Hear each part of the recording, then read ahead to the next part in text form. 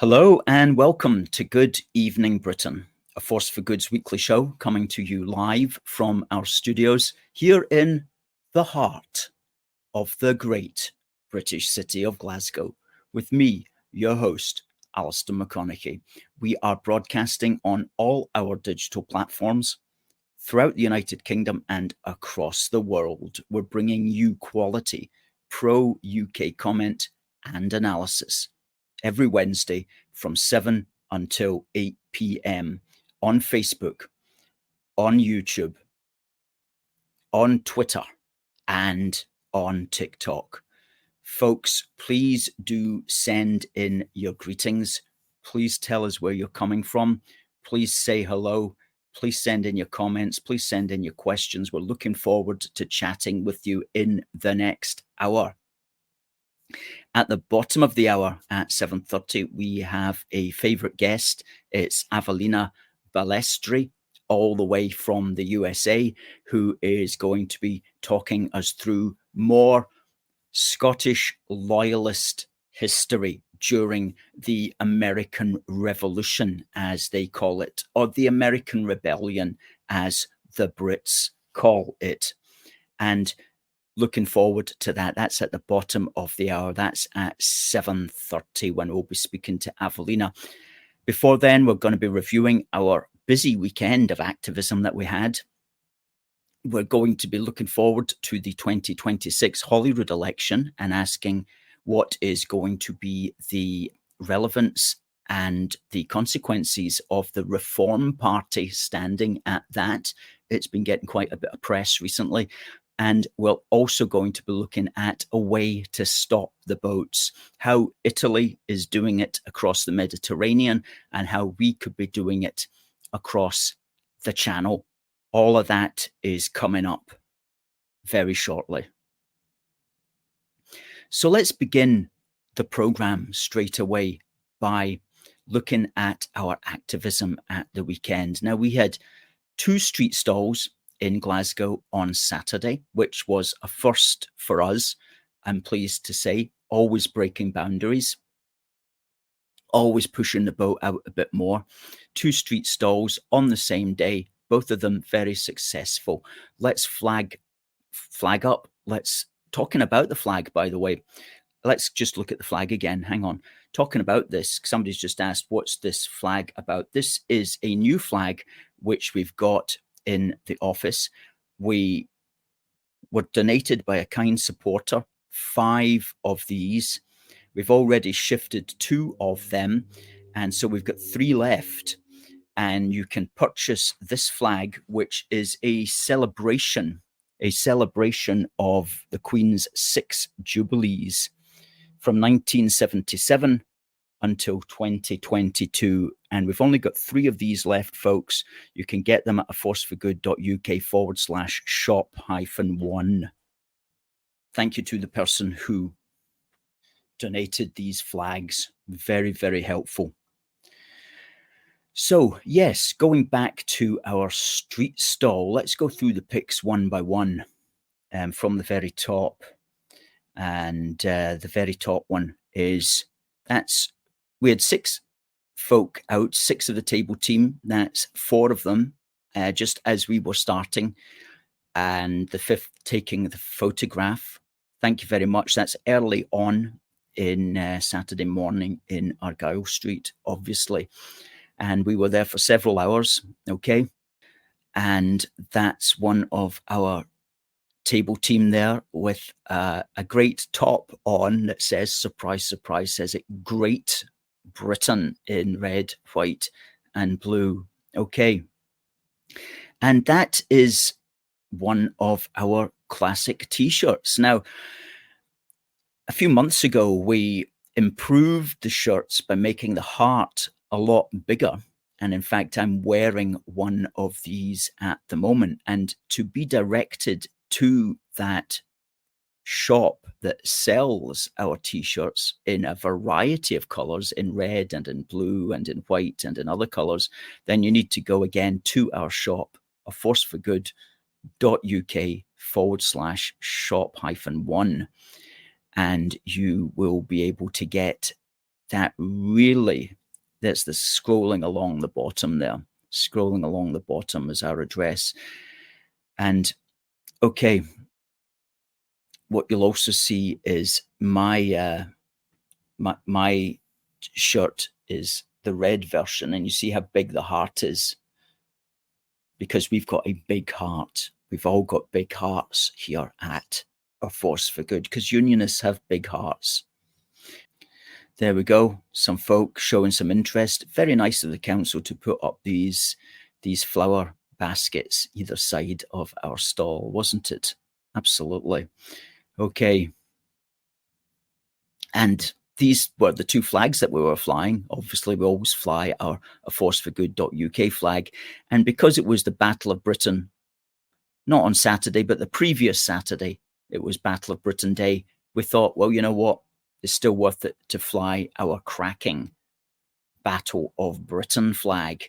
And we've got a close-up shot here coming up.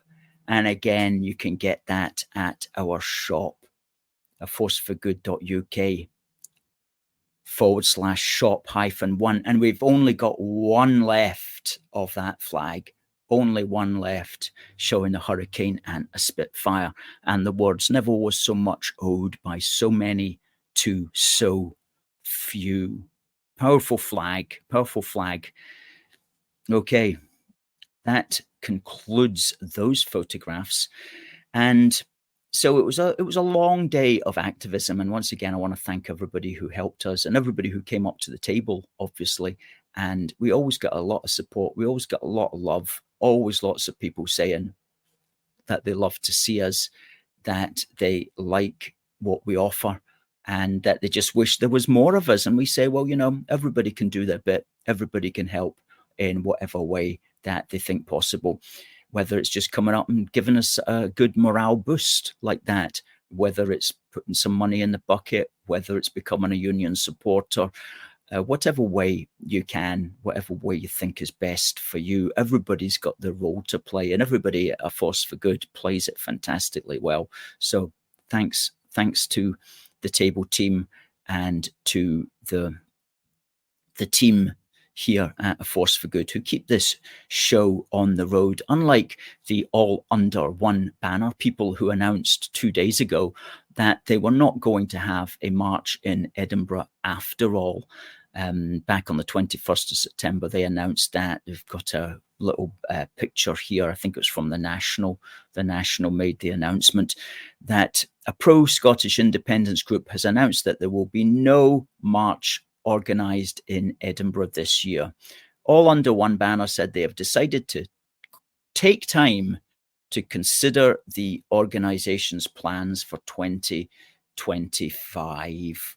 And so, okay, it looks like they are basically a little bit demoralised with things. And that doesn't surprise me, because their political parties through which they invest their hope are slowly on the way out. Not to say that they're gone forever, but they're suffering at the moment, aren't they? So the all under one banner people are feeling that. Poor them, eh? And there's another group as well. The official marching wing of the SNP is called Believe in Scotland. Well, you know what? We all believe in Scotland, and most of us, thankfully, believe that Scotland is much better as part of our fantastic United Kingdom. And anyway, Believe in Scotland had a cry and moan pity party outside Holyrood last Wednesday while we were doing our show. We were well aware of it, but we knew it wasn't worth getting out of bed for. It certainly wasn't worth the money it would cost to get across on the rail ticket to Edinburgh to shout at them. So we simply left them to their own devices, and their own devices were not particularly extensive, I have to say. We do have a picture of that sad event. This is from the Believe in Scotland website. These are the two best pictures that they chanced to put up there. Don't know what's going on in the top picture. I've studied it. I've looked at it. I've tried turning it upside down. I've tried looking at it sideways. I still don't know really what is happening there. There's some, it's like the Smurfs, like these little blue people. I don't know what they're doing, what they're holding there in their hands, or what they thought they were trying to achieve by that public display. However, moving swiftly on to the bottom picture, that is the extent of the crowd. Now, I literally counted the heads there, and there are around about 220 people in that photograph. So if we're being extremely generous, we could add on another 30 or 70, and we could say that they certainly did not get more than 300 people. Probably between 250 and 300 showed up at that event. And it was only for 1 hour as well, because basically none of them could suffer the indignity of their defeat being cast back at them for more than 1 hour. And so 1 hour came and went, and they all disappeared, perhaps never to return, or at least never to return for a long while.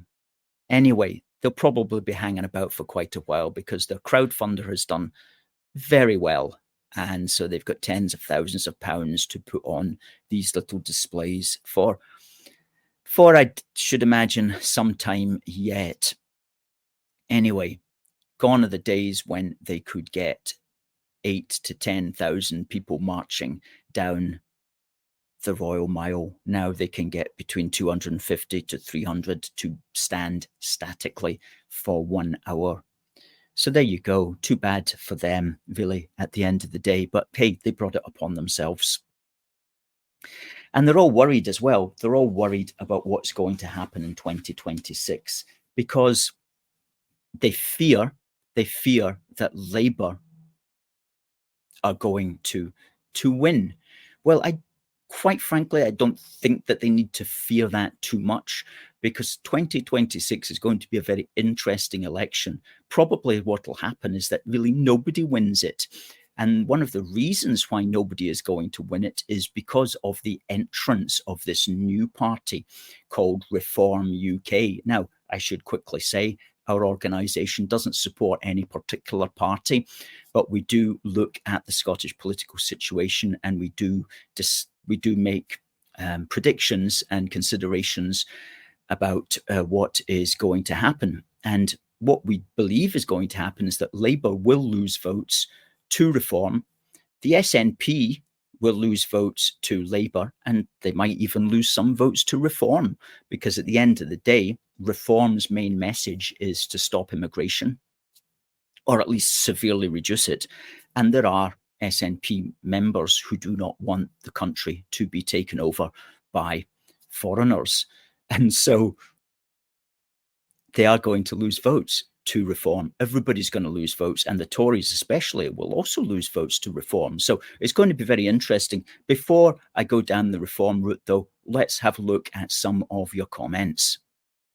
Derek Hart first in says, hello to the AFFG family. Had a great day on Saturday seeing AFFG friends and new supporters asking to join. Wasn't it good? Hello to Debbie. And as Debbie said, didn't that go well for Starmer yesterday? Goodness me, it was a bit of a disaster. All he'll be remembered for is the sausages comment.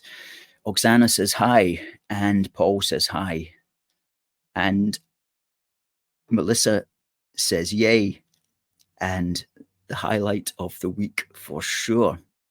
In the Sunday National, just there on the 22nd of September 2024, this was the headline: Reform could scupper deal by unionists. What was meant here? A Reform UK breakthrough in Holyrood could throw the Scottish Parliament into disarray, threatening to deprive both unionists and pro-independence parties of a majority. Now, remember that at the Scottish election, everybody has 2 votes, the first for a party in their constituency, the second for a party in their region. Constituency votes are first past the post, regional votes are by proportional representation, and it is on the regional ballot that Reform could really make a breakthrough.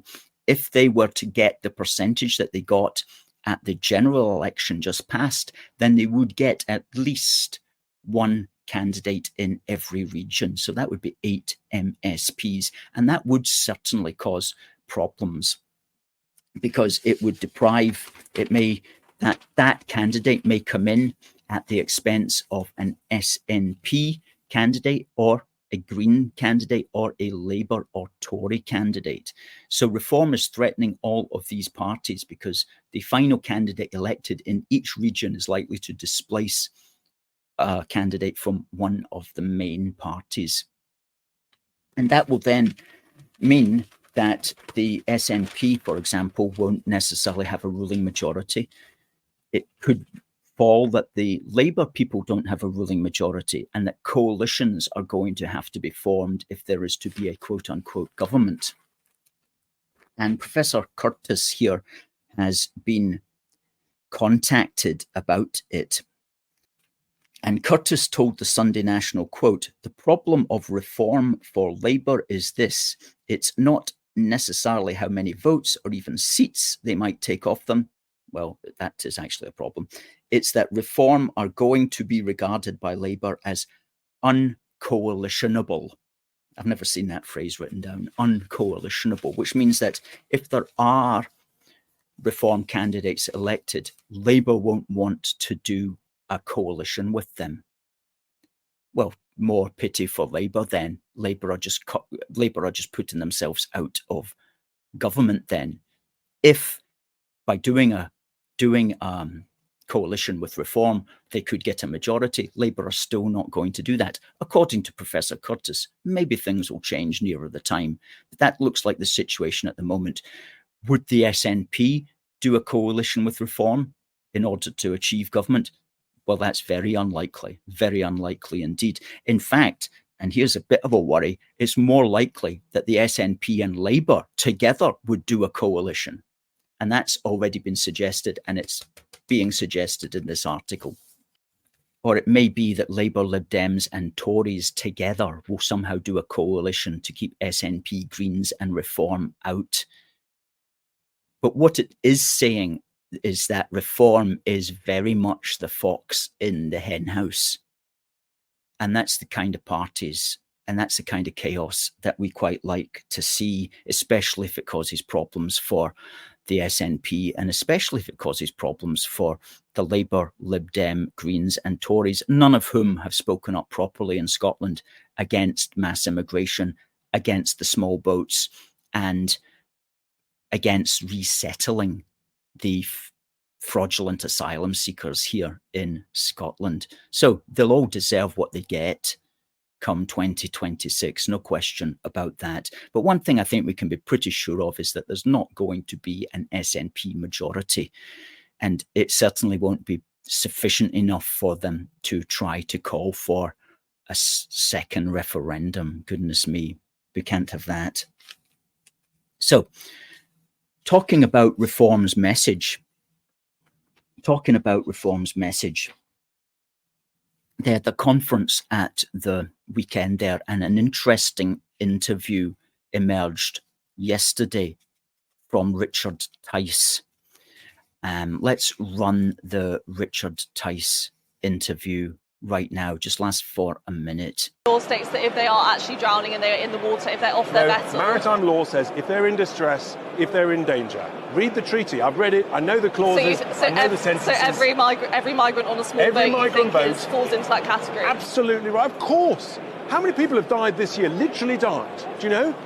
45 that we know of crossing the channel. If they'd followed my policy of pick up and take back, all those people would be alive. This kind and compassionate bollocks from these lefty lawyers, these human rights people, the media, it's killing people. It's blood on your hands, all of you. Okay, well then can I ask, if it's that easy, and if that's within the law, why isn't it happening? Because they haven't got the courage of their convictions. And also, lots of people on this side of the channel, lots of big businesses and lawyers are making a huge amount of money, thank you very much, and hotel owners, so they don't want it to stop. But if the Australians did it, What are the Belgians doing? The Belgian authorities are complying with their international treaty law. They're picking up and taking back, and guess what? The boat stopped. The French need to do the same. If they don't, we must do it on their behalf. Okay. Well said, Mr. Richard Tice on that matter. And this was the interviewer was asking him, surely people will drown if you try to physically stop the boats and take them back or drag them back or push them back or whatever. And surely that's against maritime law. And he's saying, well, it's not against maritime law, but look, people are drowning at the moment. There's 45 people have drowned so far. And if they weren't crossing the channel, guess what? Then nobody would be drowning. And of course, that's an extremely good point to make. And I quite like the fact that he said there that they've got the media that push this, the lawyers that push this, the politicians who push this, they do have blood on their hands. There's no question about that, because this policy is leading to people dying and drowning in the channel. But it goes much worse than that, much greater than that, because there's people drowning in the Atlantic and also in the Mediterranean trying to get to Calais. And I was looking into some of the numbers, and if the numbers are to believe, they are extraordinary numbers of people drowning in the Atlantic especially, which I'll just get to in a moment. But you know, this article appeared in the Telegraph on the 17th of September. Border agents to head off migrants in Austria. And what this is saying is that officers from the National Crime Agency are being deployed to Austria and Romania to tackle gangs who are transporting migrants and equipment through the two countries from Italy, Greece, the Balkans, and Eastern Europe to the coast of northern France. And well, that's good that they're doing that, and that's important. But, you know, addressing the smugglers before you close the door is literally like leaving the bank vault wide open and leaving the door to the bank wide open and saying, guys, try to get to the bank vault. We're going to try to stop you. And we're going to try to stop you en route. Well, you might stop some of the people en route, but most of the people are going to get to the bank vault. You are giving them the motivation because you're leaving the bank vault open, you're leaving the doors of the bank open, and you're basically putting out an invite to the world. Yet you think it's doing something by trying to stop people en route getting there. Oh, if you get into the open bank, if you get all the money in the bank, you win, we lose. That's the way the game works. No, maybe a better way of setting this game is to shut the bank vault, shut the doors of the bank, don't let anybody in, and you'll find then that nobody comes. Okay, so unless you can stop what is motivating them, then they're always going to come. And the way you stop them coming is you say you cannot cross the channel. If you try to cross the channel, you will get sent back. We will put up a barrier in your way. We're not leaving the bank vault wide open for you this time. We're literally closing it, and we're going to ensure that you don't get anywhere near it. That's the way that ultimately you stop the gangs, and that's the way that ultimately you stop people drowning. And there was an article in the Telegraph recently. The British pensioner paradise becoming a graveyard for small boat migrants. This was in the Sunday Telegraph of the 15th of September 2024. And it pointed out that just one boat had arrived in the Canary Islands carrying 126 people, all crammed together.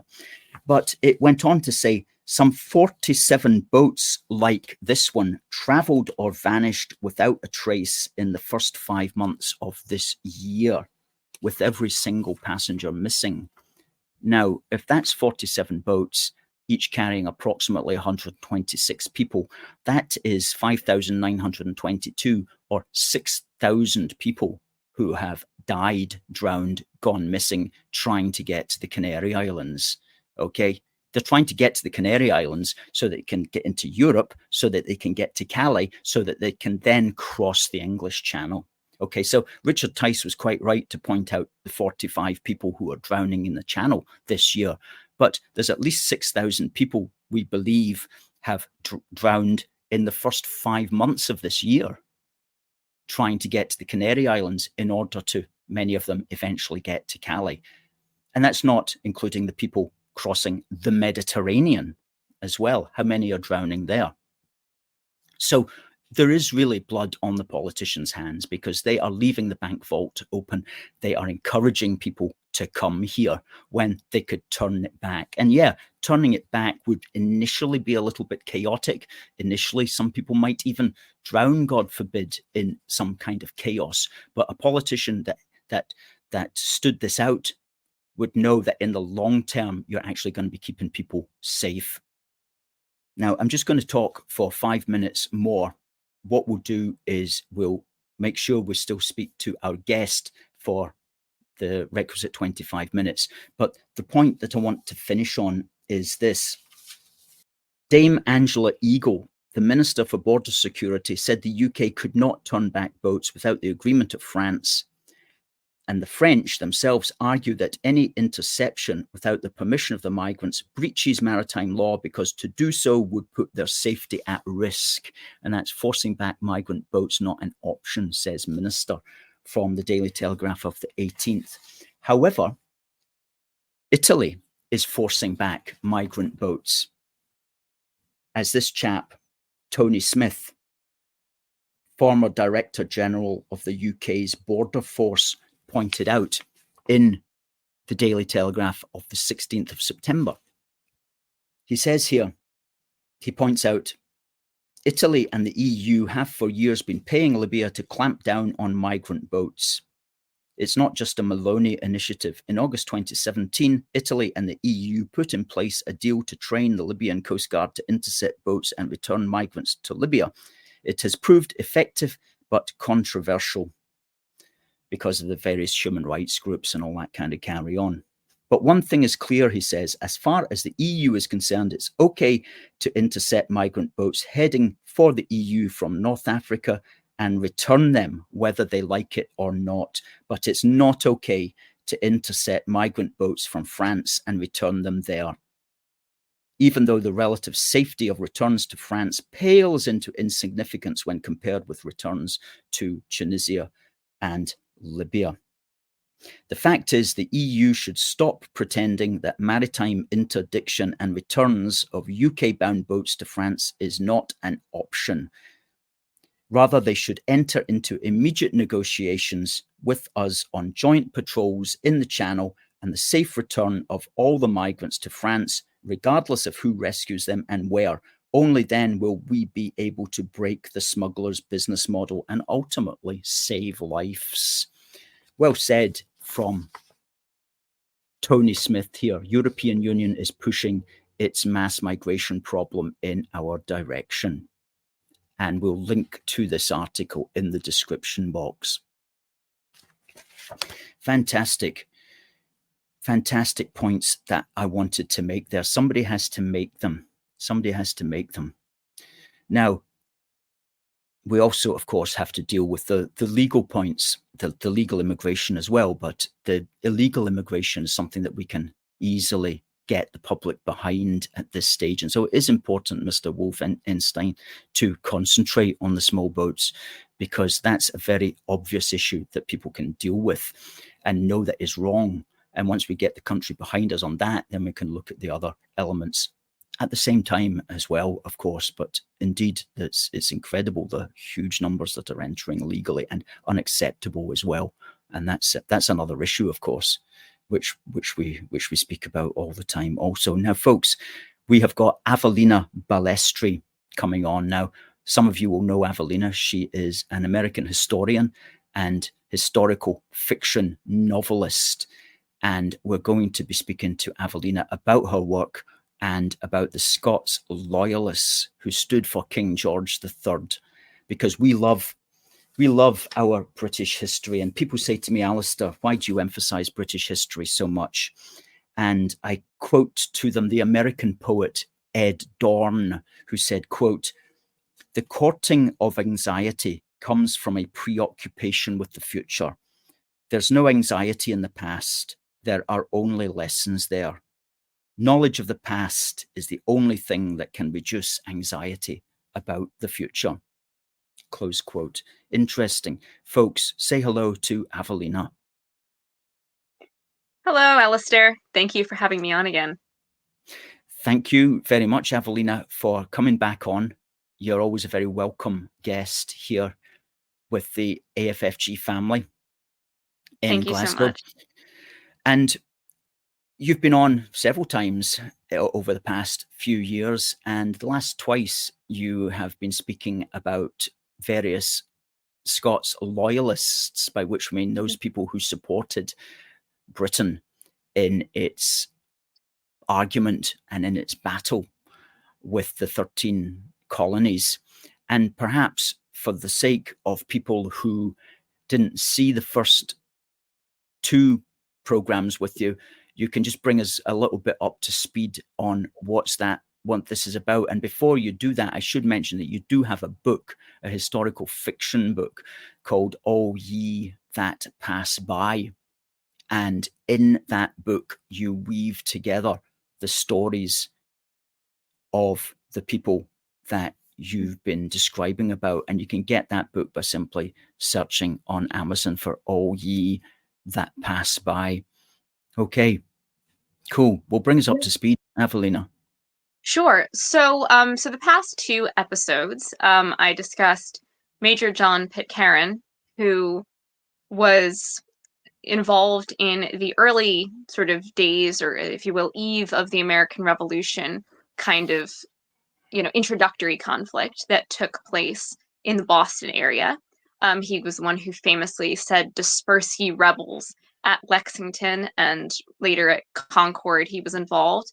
And he was mortally wounded at the Battle of Bunker Hill a couple of months later. So we covered him, and he was from Fife in the lowlands of Scotland. And then in the next episode, we covered General Simon Fraser of Balnain, who is a Highland Scot from very prestigious Fraser clan, and he had something of a Jacobite background, but was eventually sort of reconciled to the Hanoverian government, and eventually participates not only in the French and Indian or 7 Years' War, but also in the American Revolution, most famously as part of the top brass under General John Burgoyne in the Saratoga campaign. And so he ended up being mortally wounded at the Second Battle of Saratoga, the Battle of Bemis Heights.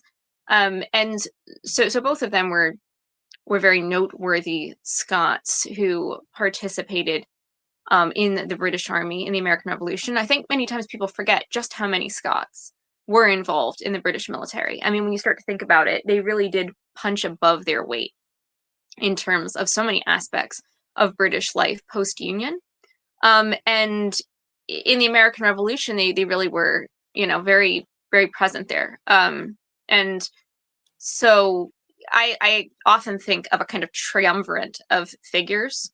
And it always tends to be Pitcairn, Fraser, and the person we're going to talk about tonight, Major Patrick Ferguson. The three of them really kind of form a kind of a triune unit of the most sort of famous Scots who fought for king and country, fought and died for king and country in this conflict. Interesting. You mentioned, so tonight's, is it Major Patrick Ferguson, did you say? Yes. Where was he from originally, or where was his family from? So his father was a judge. So he was actually, Patrick Ferguson was born in Aberdeenshire. So technically a Highlander, however, also technically a Lowlander, because the family ends up commuting a ton between Aberdeen and Edinburgh. He identified strongly with Edinburgh, lived and was reared mostly in Edinburgh, also somewhat on his family's estate, which was up in Aberdeenshire in Pitford, which actually was called the Blenheim of the North by some people because of how much it ended up built up. But his father was an interesting character because he had Jacobite sympathies. And he nearly got himself into trouble in different ways because of that. And he was rather famous for defending Jacobites on trial in Carlisle. and also had according to rumor at the very least, or accusation, had offered to give safe haven essentially to refugees fleeing in the aftermath of the Battle of Culloden. So this was kind of part of the reason why he commuted a lot too, between Highlands and the Lowlands.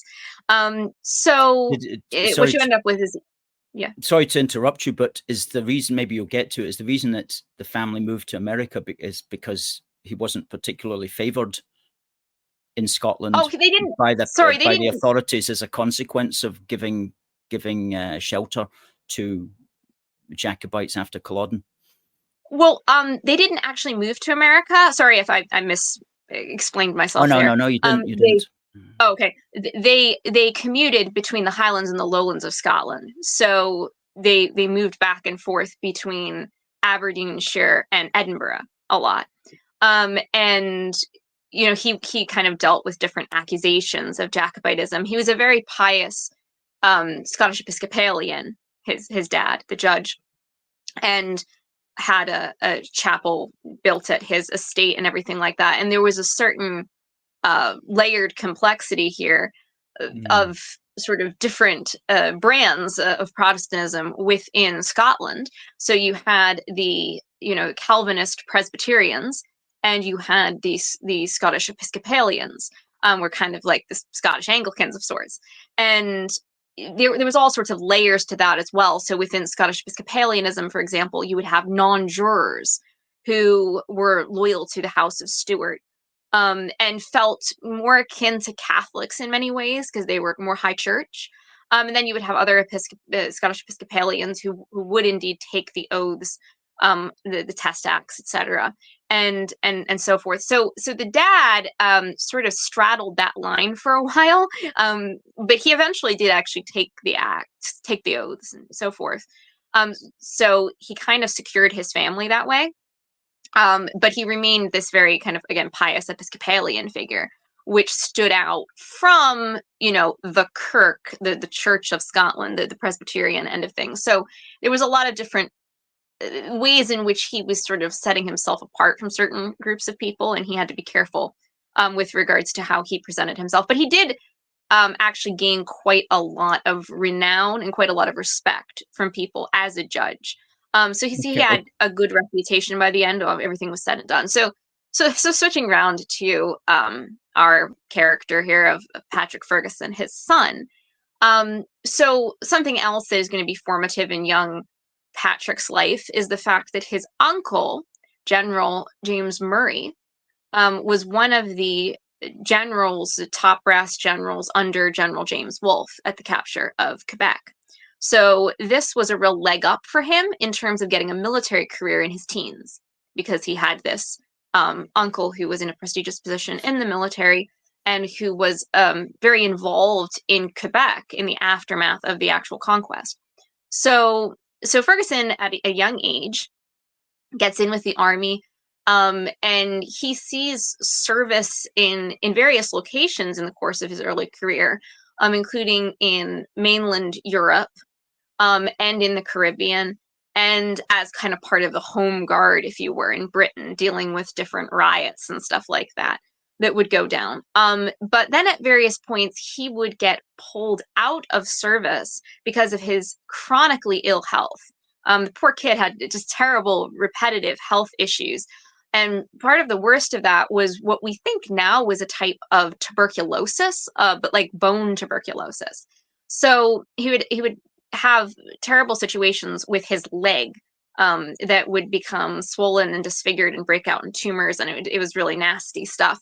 So he had to struggle for much of his youth to try to overcome that kind of ill health that plagued him. It reminds me a bit of actually General James Wolfe. He also struggled tremendously with chronic ill health. And, so he really struggled, but he was a plucky guy. Ferguson was a wonderfully plucky character, and he wouldn't, be cowed by his bad health. He kept trying to rise above it, kept trying to really strive to exceed, succeed in his career and get past that kind of ill health. And no matter how much his family fretted for him constantly that the tuberculosis would get into his lungs, and he would die, but he wouldn't give up trying to get back into the army and get active service. Just repeatedly, he was very, very unwilling to surrender to his own ailments. So yeah. So bring us to the point then that he gets to America and he ends up fighting. Sure. Yeah. So what ends up happening is that when the American Revolution breaks out, he does end up in America as part of, the armed forces that were sent to crush the rebellion and try to restore the king's peace. And so he ends up in a number of battles leading up to, just various battles that took place in a lot of the northern states at first. So he was very much in the northern states. It ends up leading up to where he ends up in the south, which is actually more famous. But he was in the north. One of the more famous instances of the north is the Battle of Brandywine, where he had the opportunity to shoot a high-ranking, appearing rebel officer. He was in a position. A key thing is that Ferguson was a crack shot. Ferguson was a really good shot. He was a marksman, and he was the inventor of the Ferguson rifle. That's one of the things he's most famous for. He was called a strange adventurer and a man of some genius, and so he was a little bit of a Renaissance man. He did a little bit of it all, from writing poetry to playing the fiddle to creating guns. And so he has this opportunity to shoot this high-ranking officer, but then he gets a conscience strike, if you will, and he doesn't want to do it because the officer is coolly going about his duty. He seems like he has his back turned to him. He doesn't want to do it. He doesn't want to kind of, I think, become what a lot of people were accusing the rebels of doing, which was, really getting into the kind of heavy sharpshooting kind of mentality, especially targeting officers. So he ends up not doing it when he had the opportunity to do it. And later on, somebody told him they believed it was George Washington that he could have almost shot there, but he didn't on a point of conscience. So he ends up in that same battle getting shot in the arm, is terrible injury, gets his arm shattered, and then he ends up laid up in Philadelphia, and he again is getting hit by terrible health, not just the arm, but then the leg starts messing him up again. But he has to have multiple unanesthetic surgeries on the arm to try to save it from being amputated, because this is the whole that they were saying, this arm needs to be amputated, and he's like, no, don't. If that's the case, then I will be forever, taken out of the active service. So he, again, out of this sheer kind of determination and willpower, has it where they, basically do many surgeries, and he manages to save the arm, although it's never really functional again. It's bent at the elbow. And so he ends up after that going on some raids and things like that, which become somewhat controversial because there's surprise attack raids at night, which involve attacking men who at the time of the attack are sleeping. And so some people questioned the honor of that. Ferguson would argue it was more like a commando raid, and that you can't expect, he made like kind of a crack, like you can't expect us to wake them up before attacking. But it was one of those things that got him into some controversy. But one thing that Ferguson was always very consistent on, which I'm just going to read briefly from a quotation from him, was really having a real strong feeling for the protection of non-combatants, for the protection of women and children, etc. So this is just two quotes that paraphrase that, which was always very strong in him, this sort of chivalric streak toward non-combatants. As every man of common humanity must be happy in exerting himself for so virtuous a purpose, you may believe I obeyed his commands, this is General Howe's commands, with diligence and alacrity, and I have the satisfaction of knowing that I have protected a number of innocent families from outrage of other corps, and that not a soldier of my detachment has been detected in marauding whilst under my command. And by God, I will never suffer it, or serve in an army where it is allowed. And again, a similar quote, this to his men. You will pay particular attention to restrain the militia from offering violence to innocent or inoffensive people, and by all means in your power, protect the aged, the infirm, the women and children of every denomination from insult and outrage. So he had this strong sense of, again, sort of chivalric treatment towards non-combatants, which was strong in him. Yes, good. Yeah. So basically, when he gets rather more, famous down the line, is the Southern campaign. So he ends up in the South to rally the Loyalists. So these were the Americans who were loyal to the crown, loyal to the mother country, did not want to split. They wanted to keep the empire united, and that's why in Canada they get those who are descended from them in Canada get called United Empire Loyalists. The idea was their desire was to keep the empire, keep the Anglosphere united. So he goes down there to rally them. Now the Loyalists had really struggled and suffered a lot on the receiving end of treatment from the rebels, because ultimately, once the rebel governments asserted themselves in various colonies, they would sort of pressure people to be taking oaths to the new government that had been established, and if you didn't, well, any number of things could happen. Your land could be confiscated, your property of all kind could be confiscated, you could be imprisoned, in some cases you're hanged. So they were really struggling, and it created a very violent sectarian cycle down there, especially in the South. It was very, very keen in the South. So Ferguson goes down there, and his goal and his purpose and his mission and the reason he's sent is to rally them and to train them to fight, and to fight back for a king, for country, for their own homes and their own families. And he gives them speeches along those lines that essentially, if you guys don't, figure out how to fight back, then let your women disown you. Which was pretty awesome. So then he turns his attention to the rebels, and he basically says, if you continue to harass us, if you continue to harass the Loyalists, you continue to harass the king's men, I will lay waste to your country with fire and sword. So, this is the thing I will say. I have heard this really bad hot take, in my opinion, that it was because Ferguson said that things went wrong for him. And I'm like, no, I think that he was kind of just saying it like it was, that, you have to kind of push back. He was pushing back.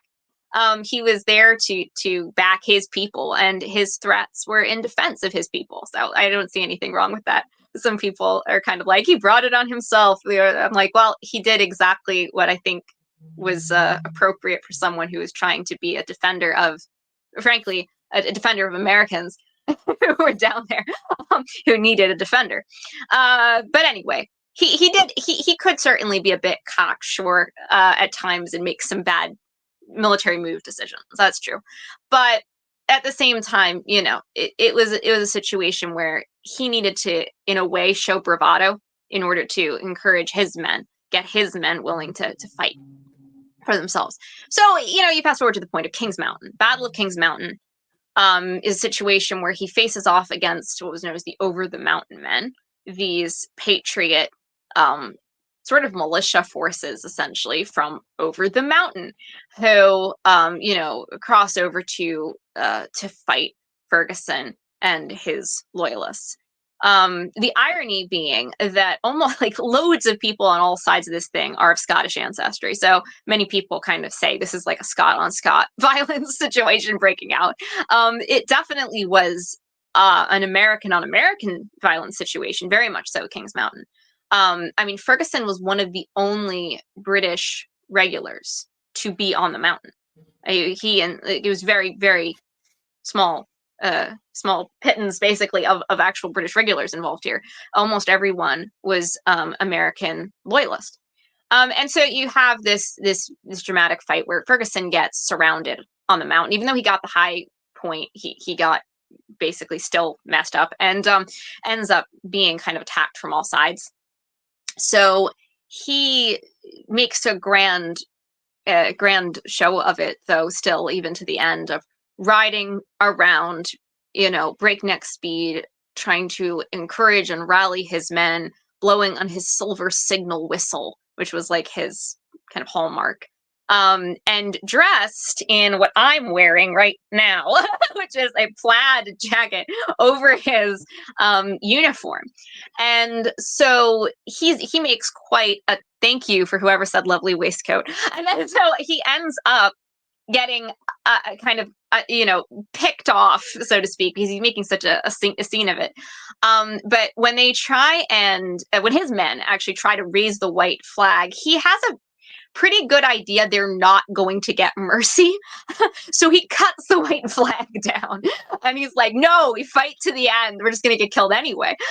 So they do. And then what ends up happening is that he gets riddled with bullets, basically. He gets shot like 8 to 12 times. And then he gets his leg caught in the stirrup of his horse. And it may have been his bad leg, because it's like, his leg gets stiff and you can't easily get it out of the stirrup kind of a situation. So nasty stuff. He ends up going down, gets dragged down the mountain, basically, with his leg caught in the stirrup. And then at the bottom of the little ridge, some of the patriots come over and one guy tries to take his sword off of what they think is his corpse. And Ferguson, in a last burst of energy, manages to sit up and shoot the guy with his pistol. And then, this just reminds me of the saying of the Macintosh clan, you touch not the cat without the gloved hand. This is one of those situations. But poor Ferguson, he's used his last bullet here, and he doesn't have any means of defense anymore. And so it's pretty awful. He gets beaten and kicked to death by the rebels. And then in the aftermath, like, some horrible stuff happens to his corpse. They basically desecrate his corpse to the point of being unrecognizable, urinate on it, etc.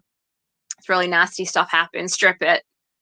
And then they bury him in a shallow grave. And so legend has it, and this is one of the sort of legends of Kings Mountain business, that he, when trying to sort of rouse his men or rally his men, had made a blasphemous statement, which was, God in heaven and all the rebels from hell couldn't drive me from this mountain. And therefore, this whole tradition starts where people start to put rocks on the grave. It's a little weird, and there are a bunch of different theories on how this began. It's like the logic, you're trying to hold him from the judgment day, keep him on the mountain, or is it like, I don't know. I'm a little confused on it, but basically it's supposed to be something to do with that sort of statement where they're kind of rubbing it in that he isn't getting off the mountain, like he got what he wished for, and kind of something like that. It's become a tradition. One thing I would say about, in wrap of the whole thing about the blasphemous thing. Now, Paddy, this is what his family and friends call him. So Paddy could certainly work his mouth. He had an irreverent sense of humor at times. But one thing I think people are wrong about, and I've run into a number of people who kind of latch on this story and a few other things and say that, oh, well, he kind of represents this sort of flippant irreligiosity, is that in his letters, you can just tell that's not actually strictly the case. When he's actually being serious, if he's not making a joke or maybe trying to hype some people up in the moment, he actually seems like he inherited quite a bit of his dad in him. In terms of, he actually mentions God a ton in his letters in a positive way too, in a reverential way. So that's not a good representation of him. And he actually has one very, very lovely quote, I think, which I think is a better way to kind of give a nod to the man. And I think the way he'd rather be remembered, frankly, than if not he made a sort of a blasphemous statement. And it's, the length of our lives is not at our own command, however much the manner of them may be. If our Creator enable us to act the part of men of honor and to conduct ourselves with spirit, probity, and humanity, the change to another world, whether now or 50 years hence, will not be for the worst. Well, do you know what, Avellina? I think that's a fantastic way to end your tale there of what I'm going to call the legend of Kings Mountain. Yeah, pretty much. Major Patrick Ferguson, a name that is totally unknown, of course, in Scotland. And indeed, not just the name, but the whole conflict of the Scots and the British in the British Army, but also the Americans who sided with the British. Oh yeah, Which we're it's my calling solidarity. It's my solidarity vest. It's my solidarity vest as a royalist American here. He's a hero to us. Well, exactly. And I just wish there were more loyalists around. When we were on the street stall, actually on Saturday, a Canadian fellow came up to us and said that he was a loyal Canadian and he was over on holiday. So who knows? Maybe he was, well, he possibly was descended from the loyalists, what you mentioned, they're called the United Empire Loyalists, who left America after the end of the revolution, which is to say after when it ended in 1783, who made their way to Canada and who founded the great British nation of Canada. So Avellina, what I'm going to do is say thank you very much. Now, people who want your book, which is a historical tale based around this whole time period, what you need to do is search Amazon, All Ye That Pass By. It's available on Amazon.com for record, .co.uk. And for record, Major Patrick Ferguson shows up as a character in the trilogy in book 3. So he'll be coming round the mountain, so to speak. Right. And also go to your YouTube, which is youtube.com / Avellina Balestri, AVELLINA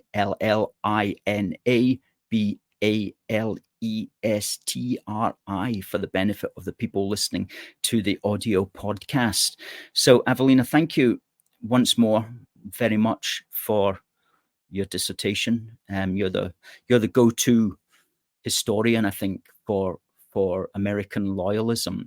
At least that seems to be the row that you are cultivating for yourself, and look forward to. I do my best. I do my best. I feel like it's a matter of keeping faith with those who have gone before. So it's something that is important to me. I'd love to. Maybe next time, now that we finished off the triumvirate, something I think would be really cool to do would be General Edward Braddock from the French and Indian War, who may have been born in Perthshire. So him and Sir Peter Halket, who was close to him in that Braddock's March Monongahela battle, was also a Scot. So I feel like we could do French and Indian Scots. I think that we should. Avellina, thanks very much for talking about Patrick Ferguson. We'll wish you goodbye and look forward to seeing you next time around. You too. Thank you so much, Alistair. You have a great day. God bless. Cheers. Good night. Fantastic. Avellina Balestri. Now, we're not going to be on for the next couple of weeks because I've got a lot of writing to do. Folks. I make that sound like it's a really hard effort. It is a hard effort, actually. Although as jobs go, it's fairly straightforward. But I'll be doing the next issue of Union Heart, which is going to be a commemoration of the 110th anniversary of World War I. I'm going to try to get it in. I've got 16 days. I'm going to try to just get it done. It covers so much, but I think it's going to be fantastic. I'm also going to start on volume 2 of One Big Book for the Union, and I need to start on that because we're wanting it for Christmas, right? So please forgive me for not being on next Wednesday or the Wednesday thereafter, but please be aware that we're going to be doing a lot of work that's really going to benefit things in the future. In the meantime, folks, always remember you can get a volume 1 of One Big Country by going to Amazon and searching for One Big Country, volume 2 on the way. And you can also simply go to our shop at aforceforgood.uk/shop-1 to get a wee book for the Union, or to get our greeting cards. We've got lots of greeting cards, or of course that fantastic flag, only 3 left. And also other books available, Scotland Now, at our shop. We push the merchandise. It's the way that we stay on air, folks. Now let's look at some comments. Melissa says, such a busy man. Absolutely. Catherine says, wonderful talk. Thanks, Avellina. Carol Kilpatrick says, hi, Avellina, loving the tartan waistcoat. Anyway, folks, it's been a blast. We won't be back next week or the week after, but we will be back on October the 16th. So until then, I wish you all the best, and God bless the United Kingdom, and God save the King. See you next time.